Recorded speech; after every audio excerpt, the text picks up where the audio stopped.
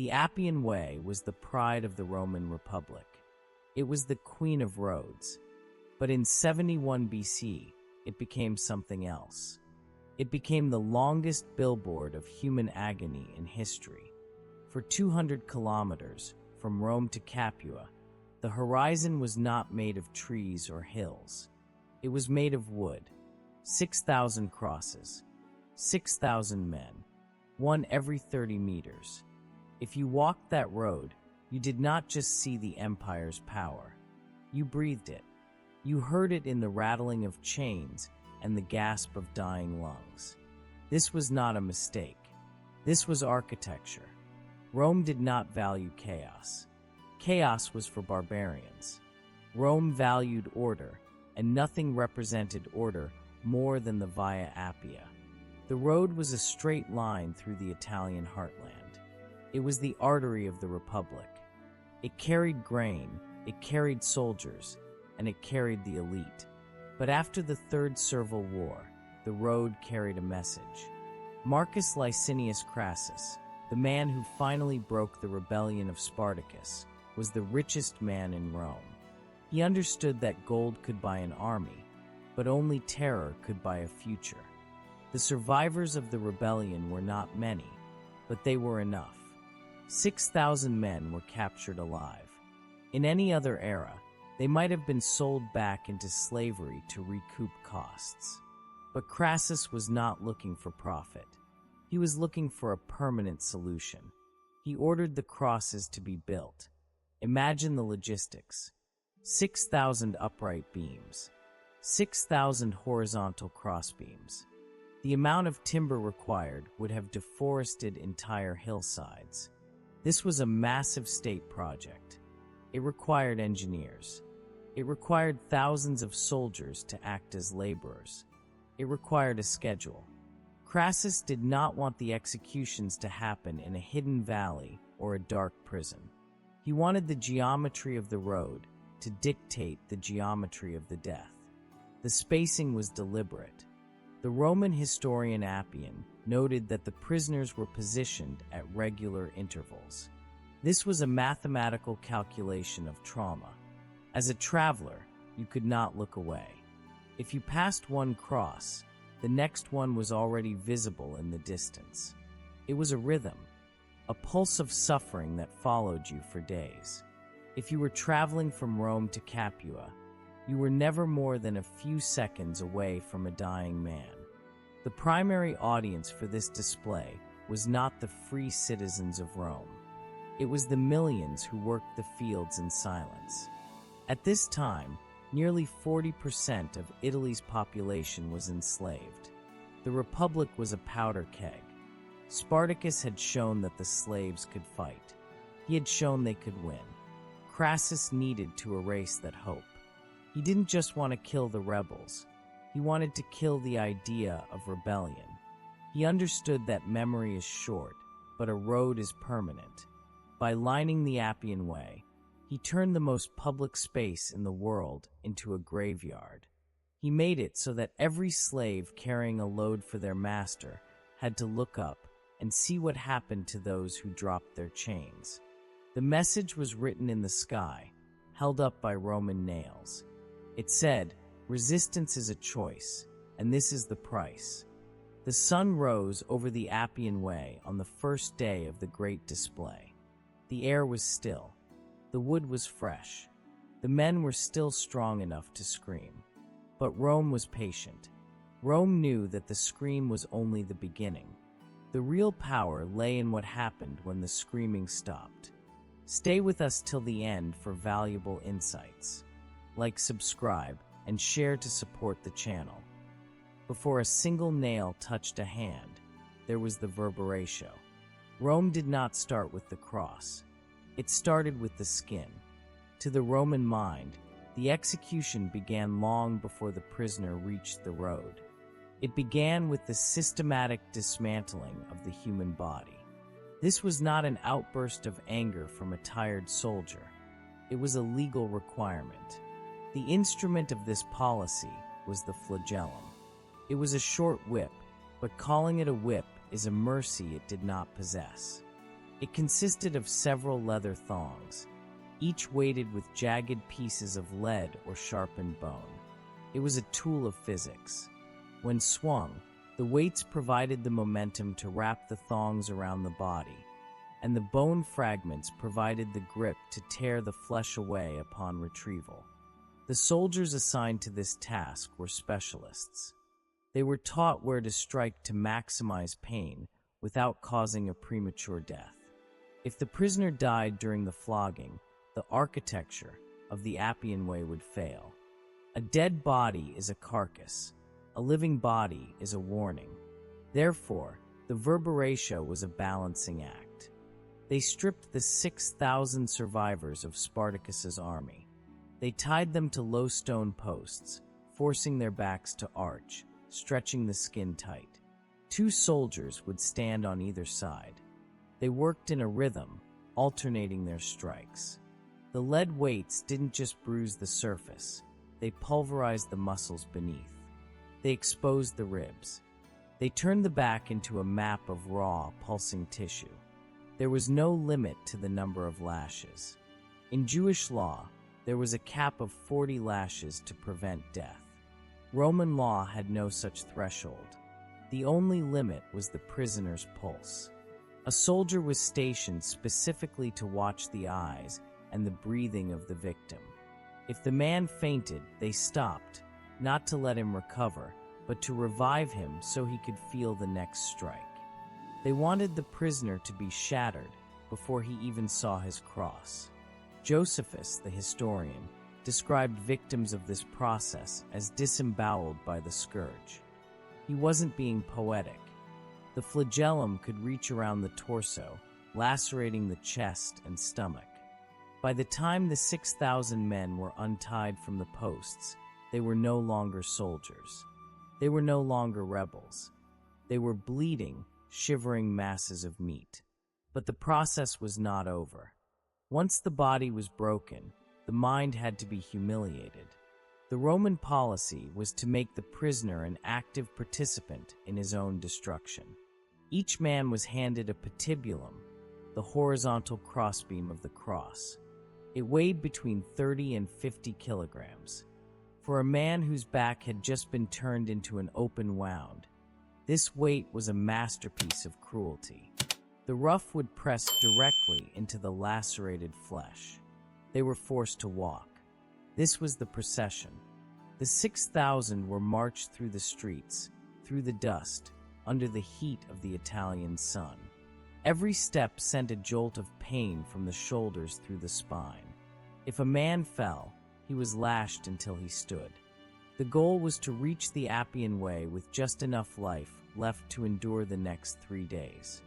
Rome didn't want a quick end. They wanted a long, visible, and functional transition from a man to a monument of failure.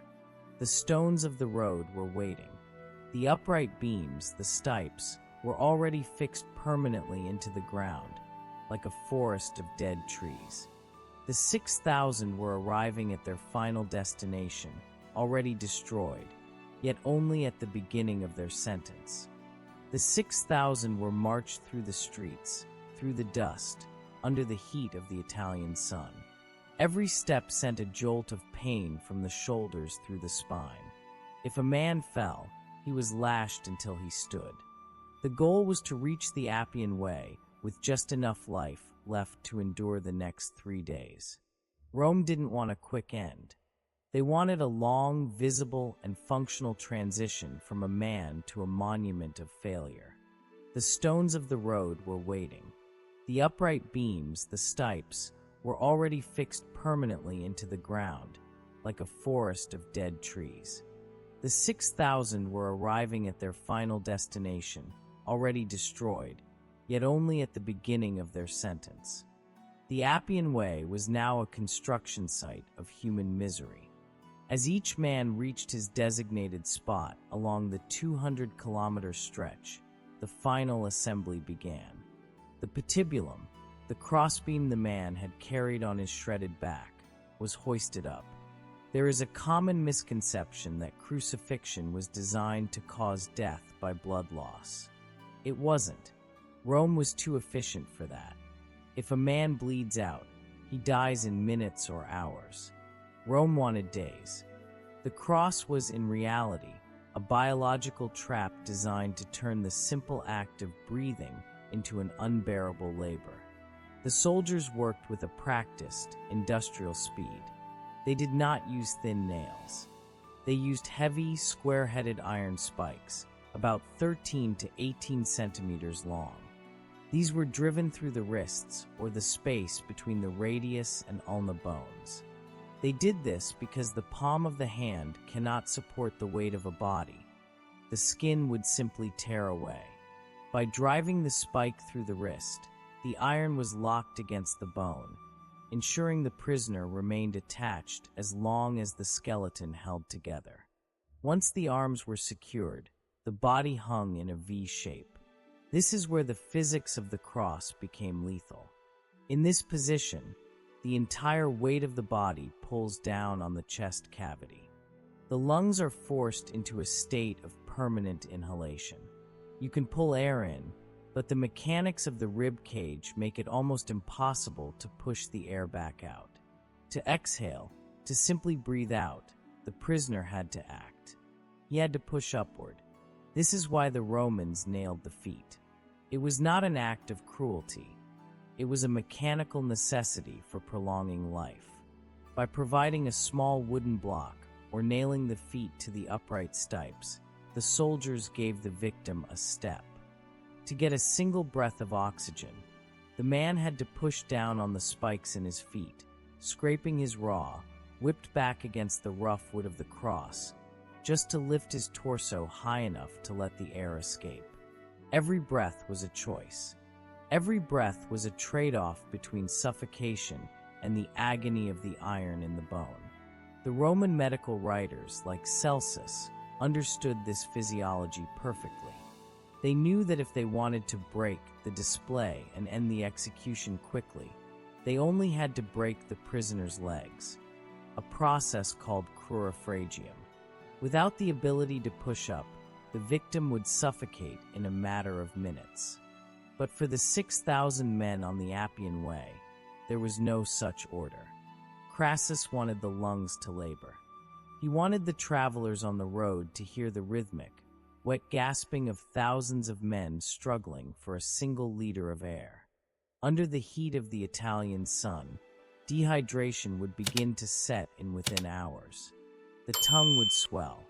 The blood, thickened by the loss of fluid, would struggle to reach the heart. The muscles, starved of oxygen and minerals, would begin to cramp in violent, uncontrollable waves. Yet, the mechanism held them there. The design was flawless. A man could hang in this state of active dying for 2, 3, or even 4 days. He would watch the sun rise and set over the hills of Rome, his entire existence reduced to the agonizing cycle of push, exhale, gasp, drop. The road remained busy. The carts of merchants rattled past, the drivers barely looking up. The soldiers sat at the base of the crosses, gambling or eating, waiting for the biology of the 6,000 to finally surrender. But they were in no hurry. The longer it took, the more successful the architecture of fear became. The Appian Way was not a graveyard. It was a theater. In the theater of the Roman Republic, every execution had an intended audience. For the 6,000 men hanging between Rome and Capua, the audience was everyone, but the message was specific to the eyes that looked upon it. Roman legal theorists had a name for this specific type of death: servile supplicium, the slave's punishment. By law, a Roman citizen could not be crucified. The cross was a social boundary drawn in blood and wood.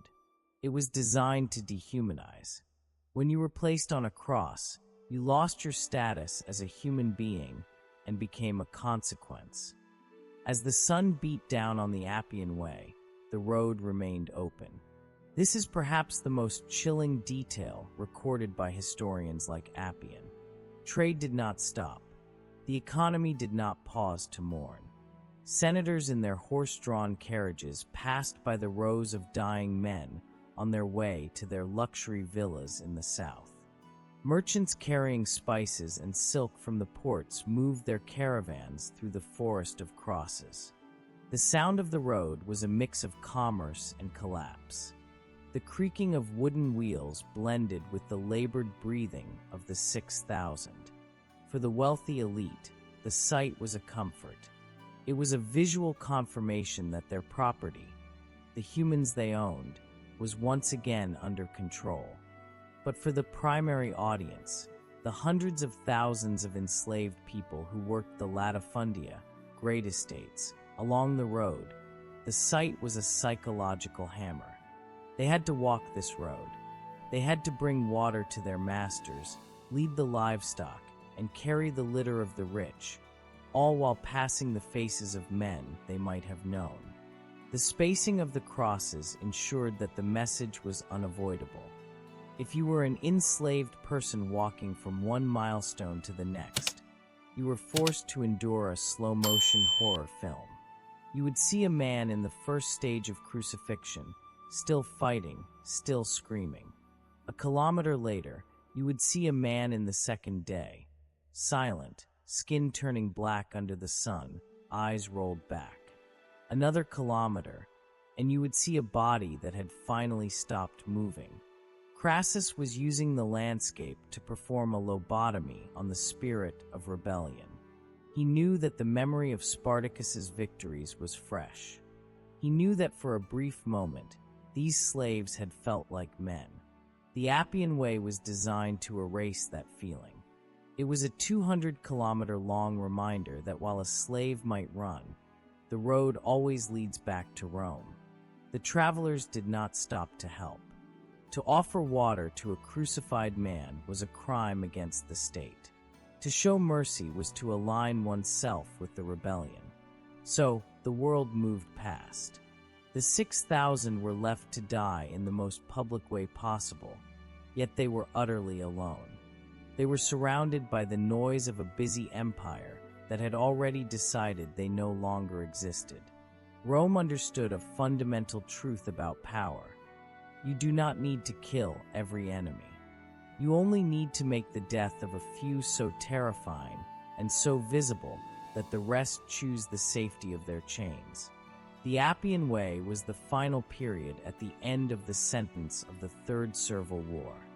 It was not just an end to the fighting. It was the beginning of a silence that would last for generations. In the ancient world, death was not the final punishment. The final punishment was what happened after the heart stopped. For the 6,000 men on the Appian Way, Rome had prepared a secondary layer of horror, the erasure of the soul. Under Roman law, even the most hated criminal usually had a right to burial. The 12 Tables, the foundation of Roman legislation, protected the sanctity of the grave.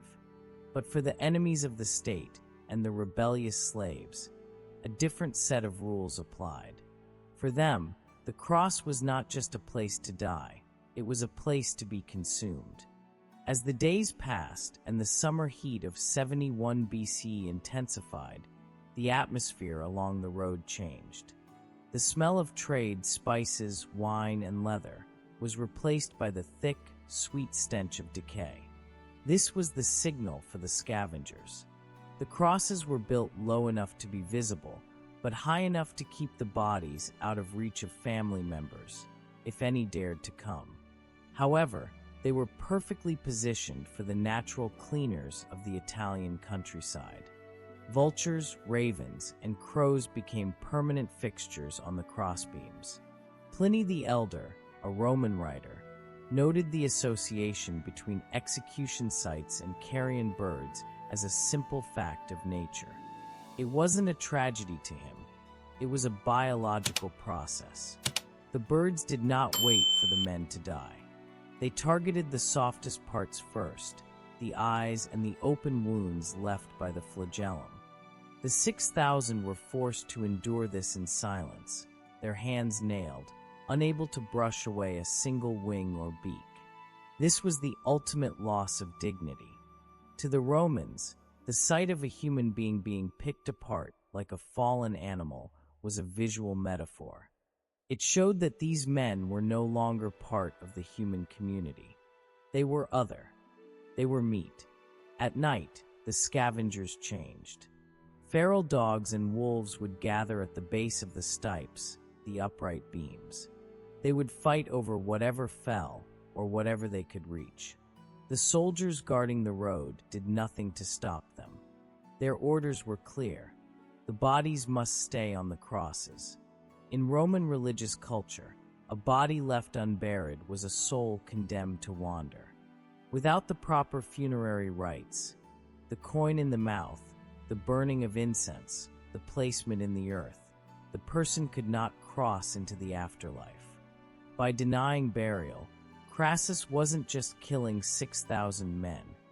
He was attempting to execute their existence for eternity.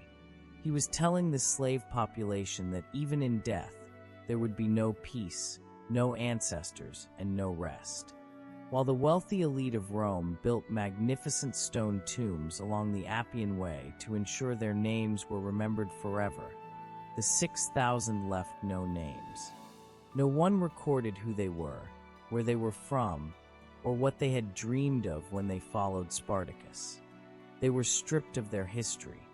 As the flesh fell away and the bones bleached under the Roman sun, they became anonymous white markers on a road that belonged to their masters.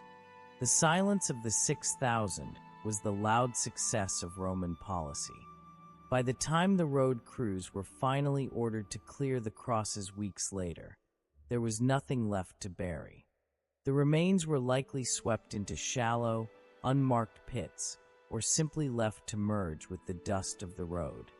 The architecture of fear had reached its peak, the complete and total erasure of the individual. Eventually, the crosses came down. The timber was likely recycled, the iron nails pulled from the wood to be used again, and the Appian Way was cleared. But the road did not return to what it was before. The physical structures were gone, but the architecture remained. The fear had been absorbed into the very stones of the path. Rome never needed to hold a press conference or write a manifesto to explain why they did what they did. Their power was self-evident. It was written in the silence of the 6,000. Historians note that after the rebellion of Spartacus was crushed and the great display on the Appian Way was complete, Italy did not see another major slave revolt for centuries. The lesson had been learned. The calculated demonstration had worked. The most terrifying aspect of Roman infrastructure was its durability. The Appian Way was built so well that parts of it are still walkable today, 2,000 years later. When you walk those stones in the modern era, you are walking the same path where the 6,000 stood in their final moments. You are walking past the ruins of the grand funerary monuments built by the Roman elite, the senators and landowners who wanted to be remembered. There is a haunting irony in this landscape. The wealthy Romans spent fortunes on marble and inscriptions so that travelers would read their names and remember their lives. Yet, today, most of those names are forgotten, their tombs crumbled into anonymous piles of brick. In contrast, the 6,000 men who were denied even a handful of dirt for a grave have become the most enduring memory of that road. We do not know their names, but we cannot speak of the Appian Way without speaking of them. Rome's goal was total erasure. They wanted to kill the man, then kill the memory of the man, and then remove the ground that held him. But history has a way of holding onto the shadows. The cross, the flagellum, the denial of burial. Each step was a deliberate brick in the wall of an economy built on forced labor. The Roman Republic was not a civilization that happened to have slaves. It was a civilization that required them to function. And that function required the constant, visible threat of the Appian Way. What does it mean that the most enduring monument of Roman engineering was also its most brutal instrument of psychological warfare. The stones don't answer. They remain cold, flat, and functional. They carried the weight of the legions, the weight of the merchants, and the weight of the crosses. Today, the Appian Way is a place of beauty, a park where people jog and tourists take photos. The sun still shines on the Italian countryside, just as it did in 71 BCE. But the linguistic DNA of the road is still there. It is a reminder that power, when it is absolute, does not just control the living. It attempts to control the dead. It attempts to turn human suffering into a permanent part of the scenery. The 6,000 are gone. The empire that killed them is gone. But the question of the road remains. Every time we build something great, we must ask, what or who is buried beneath the path? The stones of the Appian Way have been holding that question for 2 millennia. They will likely hold it for 2,000 more. If you enjoy dark, untold history, subscribe because we uncover what others won't.